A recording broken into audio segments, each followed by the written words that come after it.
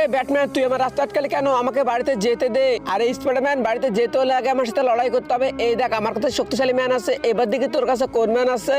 আরে ব্যাটম্যান, আমার সাথে লড়াই না করে আমাকে বাড়িতে যেতে দে। এই দেখ, আমার কাছে হোয়াইট স্পাইডারম্যান আছে, এবার দিকে তোর কাছে কোন ম্যান আছে?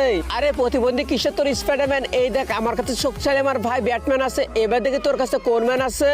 আরে ব্যাটম্যান, লড়াই না করে আমাকে যেতে দে। এই দেখ, আমার কাছে আয়রন ম্যান আছে, এবার দিকে তোর কাছে কোন ম্যান আছে? আরে স্পাইডারম্যান, আজকে আমি তোকে কোনভাবে জিততে দেবো না। এই দেখ, আমার কাছে শক্তিশালী হাল্ক আছে, এবার দিকে তোর কাছে কোন ম্যান আছে?